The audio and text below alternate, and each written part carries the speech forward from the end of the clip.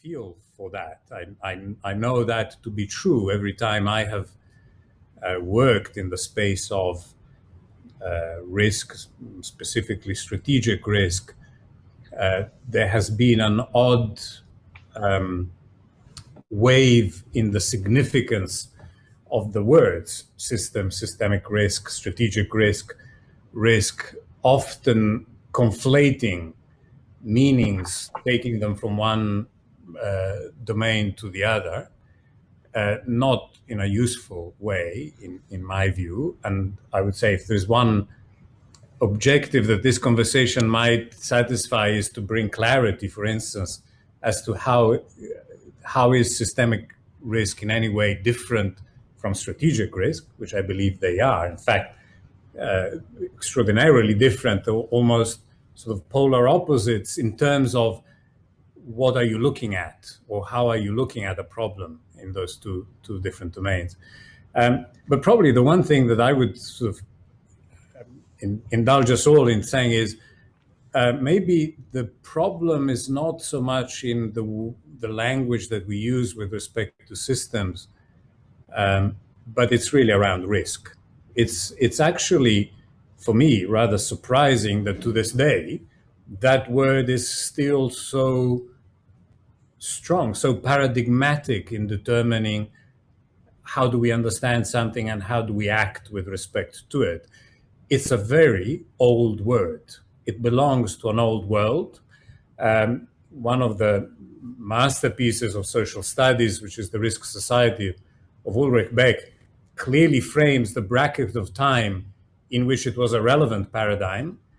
And I would say we've left that world probably a couple of decades ago, and that we should still hang on to risk as something of utility in any way in which we direct ourselves with respect to actions in the world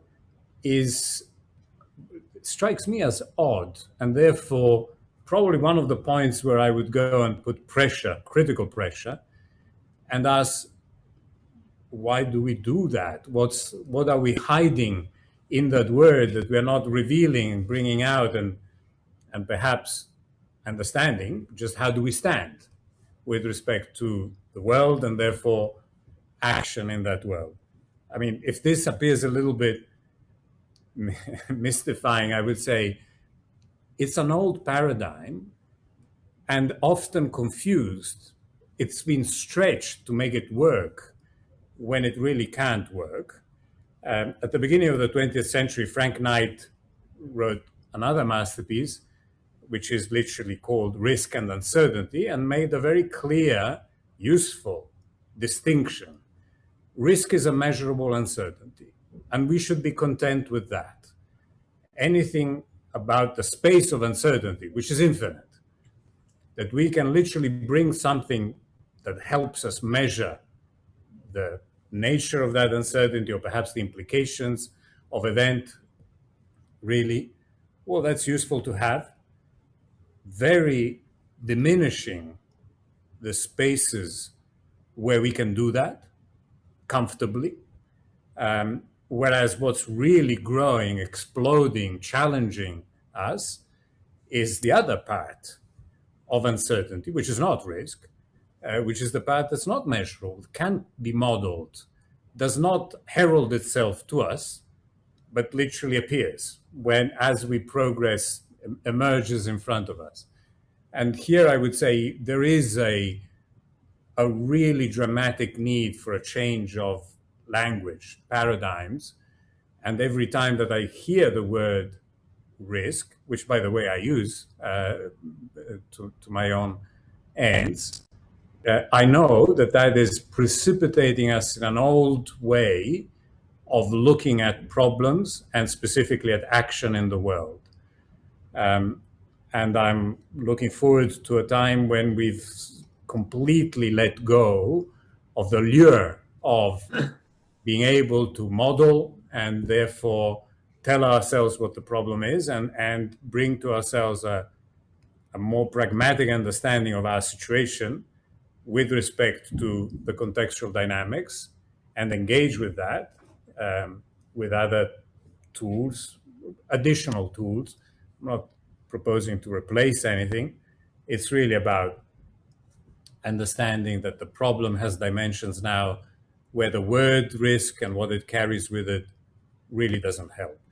It has an interesting, certainly in my observation, cognitive effect in decision-making systems, which is where I work, with decision makers, boards, and so on, which is it collapses the thinking. The notion that because you've modeled something, that is the domain of interest for the decision to be taken. And it literally captures the attention of individuals and decision-making systems. It reduces significantly the intelligence. It appears to resolve uncertainty, which it doesn't. And it pushes out of the room the things that really matter to decision-making. So that's probably where I would go if I said, do we really want to do something different? Well, those are the old archetypes that need at least moving to to the side. Now, that might have covered also the question that you were about to ask, perhaps, I don't know. Yeah, partially. So, but I think bit looking into your some of your work, I think you have a really interesting reframing of the risk concept. So the traditional, like you were talking about, the traditional paradigm of risk, it's something outside over there that we have to avoid by every means. And I think what you're proposing is some kind of more tight interaction with the risks, because we can't actually avoid them, but they will show themselves as black swans or black elephants at some point. Would you like to talk more about that? Black swan, a black swan is not a risk. So this is where I think that, my interest would be, if only we could bring to ourselves, paradigms that are slightly more agile with respect to how we engage with these problems. And also, by the way, I'm not alone. The notion that risk is an obsolete paradigm with which to look at action in the world has been coming. Probably one place that, if anybody has an interest in that at all, I would go. There's a review called Risk Management, in fact, where literally the editors themselves question the very existence of the word, the utility of that as a paradigm.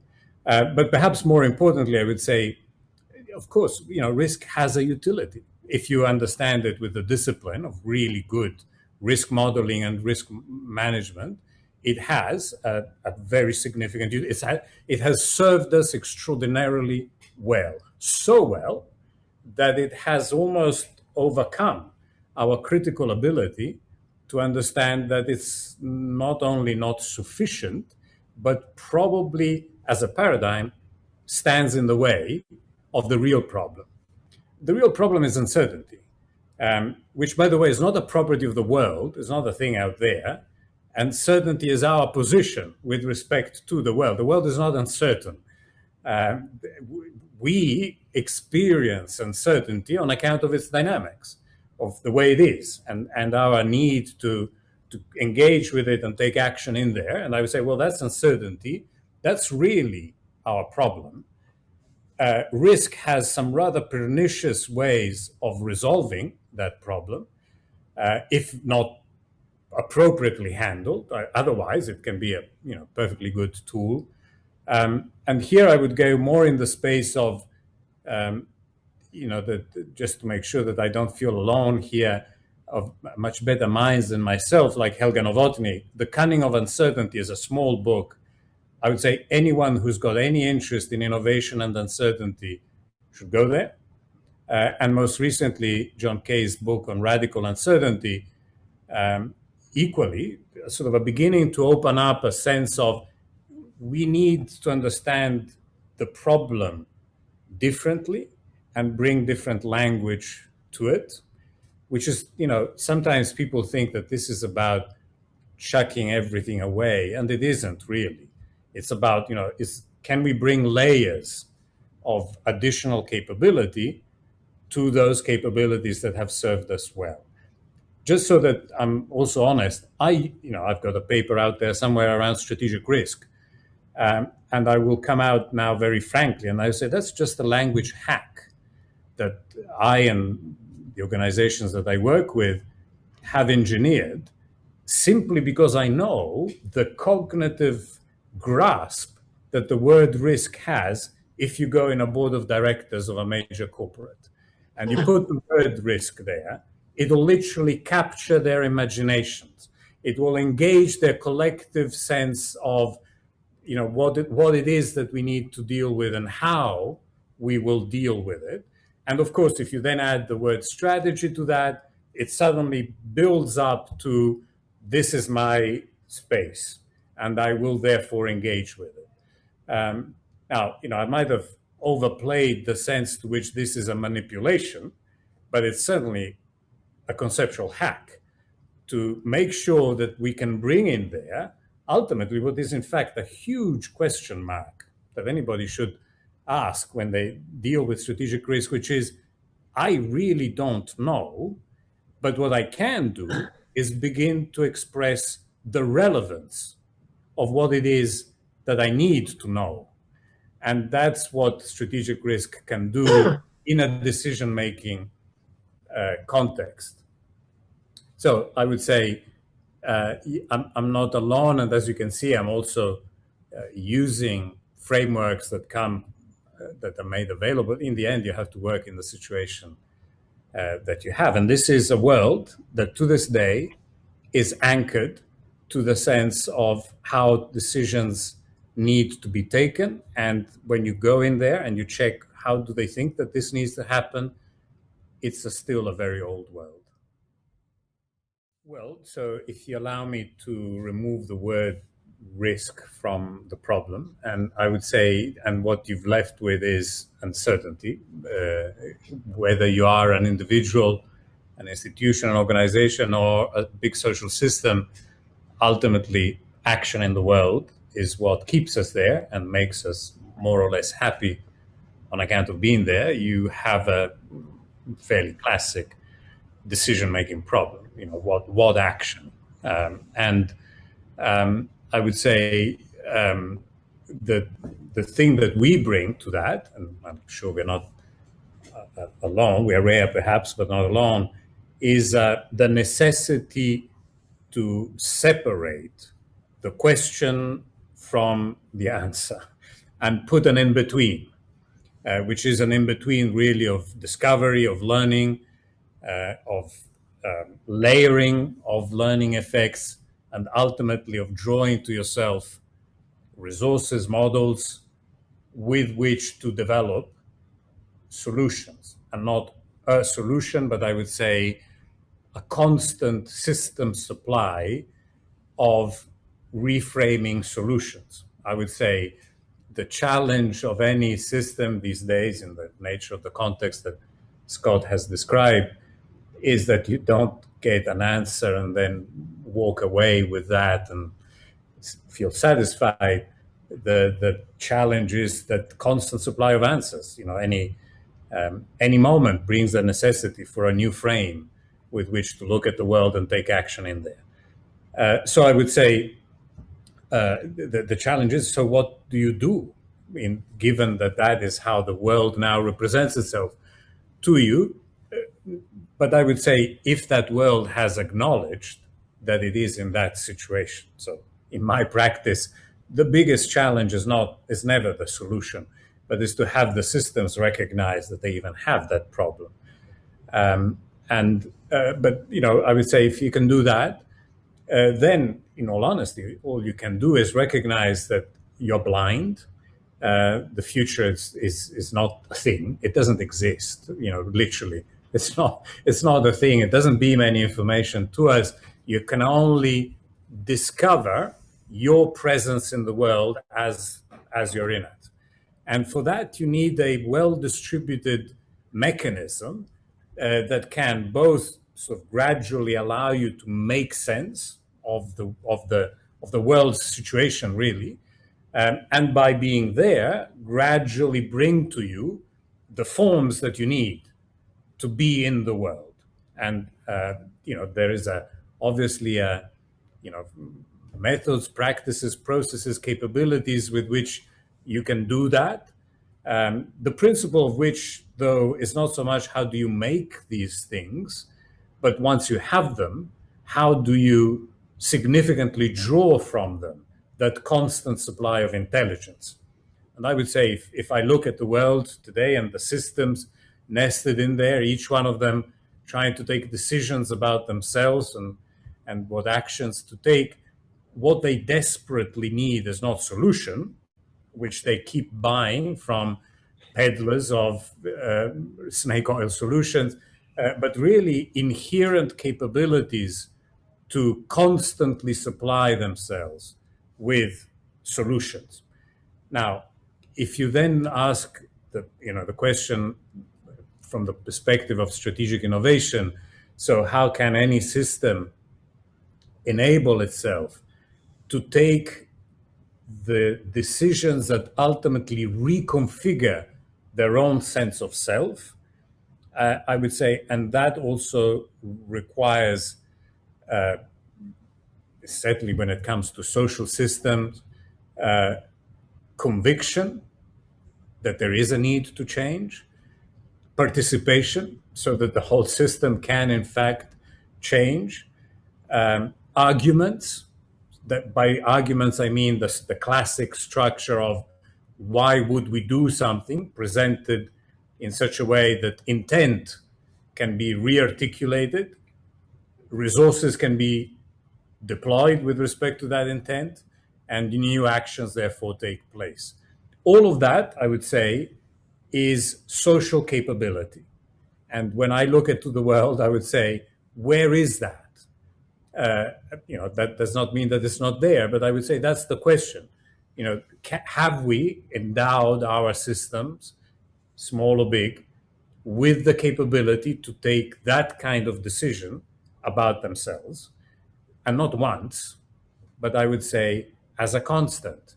The French poet Raymond Queneau has a wonderful set of verses. Moi, à la vie, je dis merde, et remerde, et re-remerde. And I would say, and in strategy, what you do is frame, reframe, and re-reframe. And I would say, how often and how well you can do that is a function of how capable are you and how well do you understand your situation. That collapses, though, the dream of being able to lock onto an objective, arrange your powers and your resources along that sense of a direct line to outcomes, and just be very disciplined and rational about that. There is a distributed, really irritating to me at my age, and almost impossible to remove idolatry of efficiency in our systems. And I would say one very common sense lesson of strategy is the efficient pursuit of the wrong strategy gets you to a catastrophic end very fast. And I have seen this play out significantly even in recent times. So I would say the capability not only to endow a system with a language of change, but to then resource it so that it has a sense of a density of possibility, but also a slack around it, so that it can almost discover within itself all of the different ways in which you can change or supply your change intent with possibilities. That's my ideal system. And I also know historically that when that has come together, humankind has been capable of extraordinary leaps in its own history. Just now, I'm sort of concerned that it seems, when I see around what do people, institutions, organizations want, what are they craving for, what are they all jostling to get, an extraordinary amount of snake oil being released in the system, and very little willingness to actually invest in core system competencies that can make those systems take decisions about themselves. And I would say what we do is try and fill that gap where we can, when we can.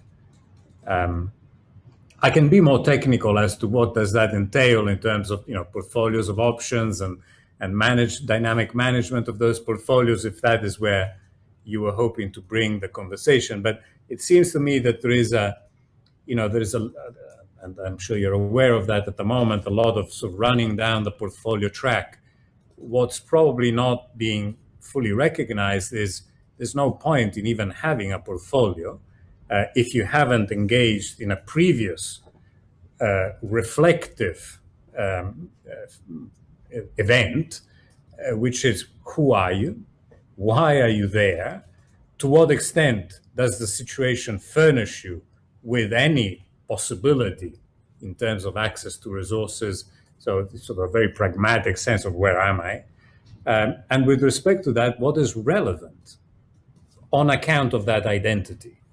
And the capability of systems to self-represent identity and intent is very short at the moment. But certainly in systems thinking, I would say it's key to the success of a social system that it should know how to effect that constant supply of representations of two orders, really. Who am I and where am I? And if you can effectively play with those two, you're well set to start a process of actions in the world, and then learn. The in-between space is just that constant learning about the world that you need to usefully or pragmatically or aspirationally be in that world. I would say to the more specific question, how can anyone small? So I would say small is just a matter of relational, small with respect to well, I mean, we're all small compared to something else. So it's an odd way of thinking about it. I would say, okay, I understand where it's coming from. Probably, so never think small, but also perhaps that becomes way more important to reflect on your situation. So who are you? Where are you? But not as an inward-looking sense, but really, what is it that makes me part? And there always is something of something else, and really almost reach out to how that gives you access to resources and possibilities and forms and terms that will in fact sort of amplify your own intent. I would say that's probably a good measure of the resilience of a system. How good is it at looking beyond itself? Most likely, if you're just inbred, eventually, I would say it's almost a law of physics. Resilience won't happen. You can't. You have to draw on externalities to constantly replenish your own system, and most likely you need to begin to challenge the sense of self. Smallness very often is just an effect of self-identification. So look beyond what makes you small so that you can be something else.